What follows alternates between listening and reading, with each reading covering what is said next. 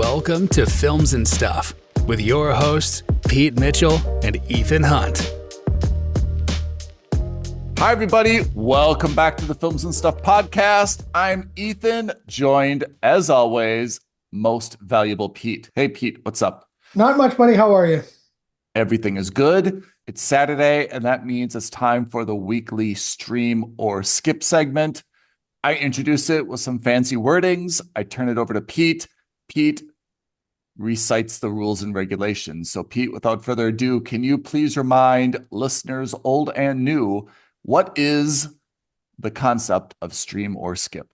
All right. So Ethan and I have prepared lists of TV shows for each other to watch. Every week, we randomly assign each other one of those shows. And on that basis, we determine if those shows are worthy of being streamed or skipped. And then I say something clever like, that is why we call the segment stream or skip. Let's kick it off with you. I assigned you Department Q on Netflix. Yeah, that's right. I did not have any idea what it's about. I do now because I also watched 2 episodes. So let me hear your breakdown and then I can chime in because I watched it alongside with you. It looks like it's a crime procedural, but it's not a procedural. It's a drama. It takes place in Scotland. Yes. And let me start off by saying it opens with a super compelling scene where you have a pair of these like super arrogant jerk Can I just say officers. it's a scene you almost need to watch twice because if you're not like sitting down and focused on it, you not miss it, but you miss the point. Yeah. All right. Yeah. So yeah, it opens with a pair of police officers investigating a murder. And there is like a beat cop, like one of those rookie cops who was called into the scene first. He realizes it's a murder and then he calls in for his superiors. And instead of waiting for the entire team to get there, these 2 cops decide to go in, investigate the crime scene. And lo and behold, the murderer is still inside the scene of the crime.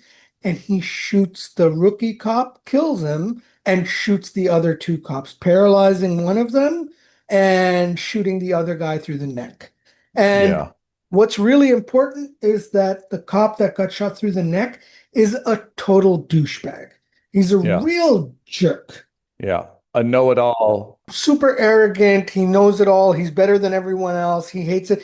He's like the cop version of Dr. House from House MD. Oh, that's a very good comparison. Yeah, I agree. I mean, that sets the scene. And to be honest, I went back and watched that scene again. I don't want to say it's a blink and you miss it because it's a multi-minute scene, but I didn't really get what it was all about at first.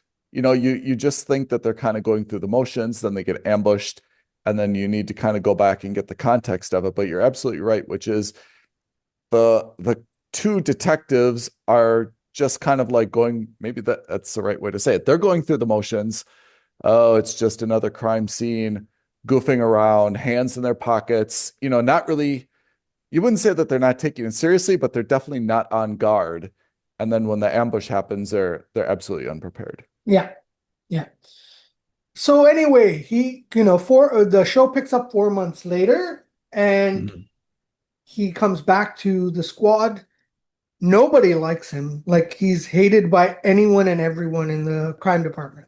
So that's the first plot. And I'll get back to that first plot. The subplot or the B plot is about this lawyer who's super arrogant, who's also kind of like not a know-it-all, but in the sense that she's a real achiever and a real go-getter, and she's really aggressive at her job. And she too has made a lot of enemies along the way because she's just like, I'm going to prosecute anyone and everyone I can.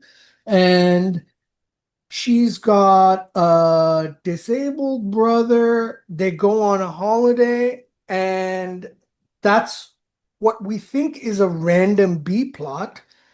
But lo and behold, we find out in the second episode that she's actually been missing for 4 years. And the B plot was actually 4 years ago. And we come back to our A plot, and the A plot is that this detective comes back. He's given his own department to solve cold cases because no one really wants to work with him. And frankly speaking, he doesn't really want to work with anyone else either. So he's given his own department, Department Q. Their job is to basically find or to close really cold cases. He hires an assistant who's this Syrian cop who's working with him. And the first case they pick is the one who's about the missing lawyer who's been gone for 4 years. Yeah. So I've only had time to watch the first 3 episodes. So there's the first 2 episodes. It's a really good thriller and it's a really great premise. However, I think that it's an incredibly slow burn. It moves slowly but deliberately.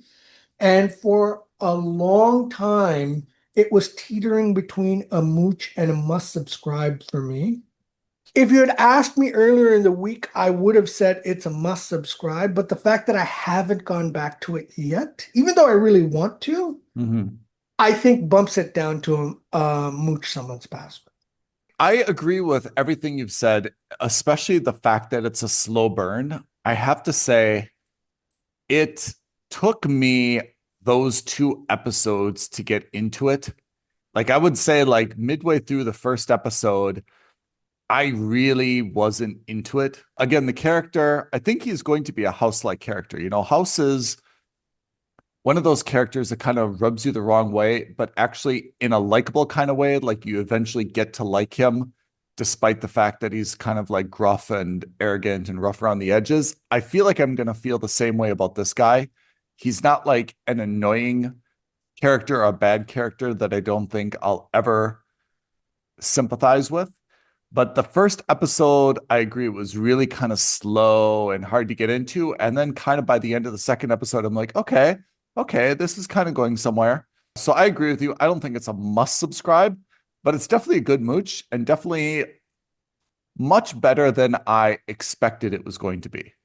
Yeah. If you've got the time, if you've got the wherewithal to watch a thriller, it's based in Scotland. So it's not the standard, high adrenaline American style thriller. And, maybe there will be some dramatic action sequences towards the end of the season.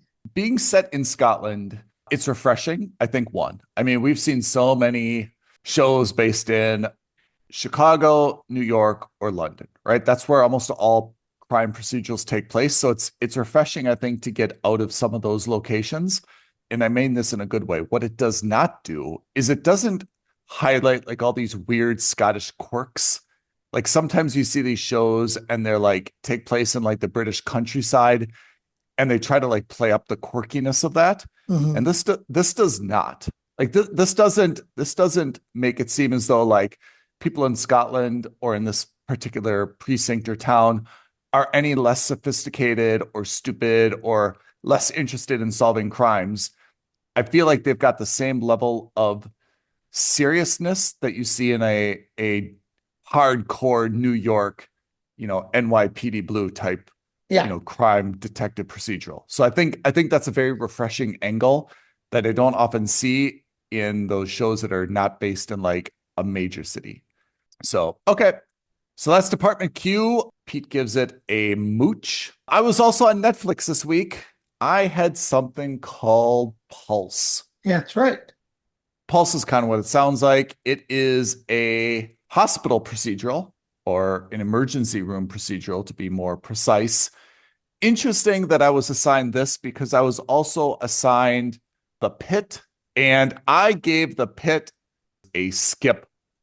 And I guess that's clouded a little bit by the fact that I just really don't like these hospital procedurals. I mean, they just don't do a lot for me. And it's kind of always the same formula. And for folks who really, really like those procedurals, they're probably very satisfying. And I mean, I feel like these procedurals are watched by someone who comes home, long day, they just plop down on the sofa and they just want to not switch off for a while, but just kind of take their mind off of something. And this is a very calming, low risk type of show for them to watch. They enjoy the romance drama and they enjoy kind of the adrenaline of, what's going on in ER. And there's always some other personal issue. I get it. Overall, plot of Pulse is very similar. It takes place in an emergency room in Miami this time. And you've got, of course, the chief resident and the attending resident and all the other junior residents and everyone and some nurses. Everything's kind of the same, right? A doctor is dating a nurse, so on and so forth. The only thing that makes this a little bit different, we joined this show when one of the female residents has accused the chief resident of some type of sexual harassment, some type of workplace misconduct, apparently against her. So we joined like right in the middle of this, a little bit like the morning show. We see it a little bit like that, where there's this allegation. The doctor, who's of course a very swarmy, handsome man, is suspended. And in a twist, the female resident who lodged the complaint is then promoted on a temporary basis to his position. So she's basically filed a complaint and she gets promoted to his position. And I thought like, okay, well, this is where the awkwardness comes in. It's going to be one of these, did she just try to get him out of the way and for her own career and so on and so forth. At the end of the first episode, or towards the end, we find out that these two actually had a consensual romantic relationship in the past. Apparently their colleagues did not know about it, but you see like some flashbacks and they were at each other's apartment. They were showering together. There was some steamy stuff. So that's kind of supposed to be the dun, dun, dun, like big reveal at the end of episode 1 where, oh, she made this complaint, but wait a second, they were dating. What's this all about? Supposed to be this big mystery. I admit it was a good little twist, but also a little bit like ho-hum. It's just going to be kind of more drama. And then I watched 2 more episodes, so episodes 2 and 3. And it's still very much an ER procedural, right? Everyone needs to be intubated or something. There's a hurricane and ambulances and all the kind of normal stuff that you'd see from an ER procedural. And then they kind of tease all these little flashbacks in terms of how the 2 colleagues, the male and female, like what their courtship was like with like this little, flirting on the job, flirting out of the job. They went out for drinks one evening. They went to like a charity gala one evening. His mom apparently is on the board of directors of the hospital. Overall, it is a very tolerable, well-made show. No annoying characters. Everyone is reasonably likable. And that's why I gave it a mooch. But it's only a mooch if you like ER, emergency room, hospital procedurals. Okay. If this is your thing, you will probably like it. I thought it was a little bit more interesting than The Pit.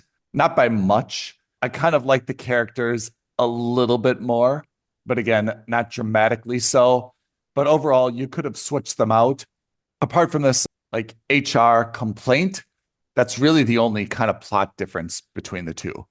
So I would at best give this a mooch. For me personally, I'm not going to continue. I think it's a skip. But again, on Netflix, it's Pulse. If you like ER hospital procedurals, I think you'll find this quite compelling. So that is my review. And now we can go into next week, what we've assigned each other. Yeah.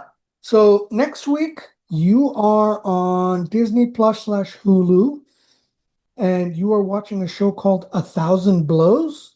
I am on Apple TV watching a new thriller called Smoke. I'm excited for Smoke because it is Taron Egerton. Yeah. Other news, since we have a little bit of time, the new season of Foundation has dropped on Apple TV Plus. I have to say, I loved Foundation on season 1. I felt like season 2 was a little bit slow and a lot of theoretical psychohistory stuff that was harder to get my head around. And now season 3, I feel like I've totally forgotten what this show is about. And I need to honestly read up a little bit, I think, before I start it. So that's the problem with Foundation. And I think that's a lot of the problems with Apple TV shows in general, Yeah. is there's such a long break between seasons. You either have to watch the entire preceding season again, or you have to watch like some kind of explainer video. Yeah. It's been so long since Foundation season 2, and even longer since Foundation season 1. Like, I vaguely remember the premise of season 1, but then I saw the trailer for season 3, and I'm just like, man, how did we get here? I watched the first 10 minutes of season 3 and I turned it off because I was just like, I don't understand. Like, this is a totally new show for me. Totally Yeah. new show. Also, we should mention that on Netflix, Old Guard 2 has dropped, starring Charlize Theron. You watched Old Guard 1. I did. I wasn't impressed. The premise was interesting-ish, but it didn't do anything for me. So that's why I didn't even bother watching the second movie. I have to say, I liked the first half of Old Guard 1.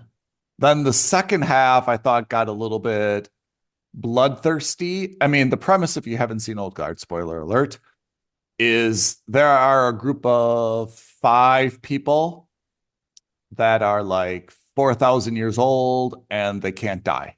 So if you shoot them, they will be incapacitated for like a minute, and then the bullet will be, spit out of the wound will heal, and they're back to their old selves. And the premise is not even remotely explained. Like, there's no backstory at all in terms of how they met, how they got these powers, why only them, so on and so forth, but we'll go with it. I kind of liked the characters and I liked a lot of things about it. Again, until the end where I thought it got like a little bit bloodthirsty. Then I was excited for Old Guard 2, which just dropped beginning of July. Same cast. I watched it and I was very disappointingly so. Definitely they tried to expand the universe and they tried to do some more kind of controversial plot stuff, but overall I guess I didn't really see what is the point of all this fighting and raging and slaughtering. I don't know, it was just not that compelling to me. So I would say Old Guard 2 is, dare I say, a skip.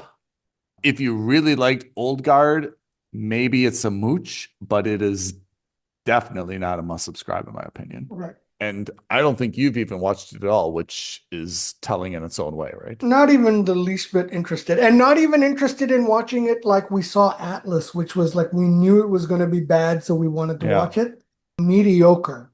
The idea that, people cannot die, I feel like should be, you remember Age of Adeline? Blake Lively, Harrison Ford, right? So Blake Lively somehow got this ability where she would not age, right? So she was like, not that she couldn't die, but she couldn't age. So she lived across, multiple generations, right? And I think she became like a historian because she was just like, look, I just love retro things. And, I've lived like so many decades or centuries or whatever.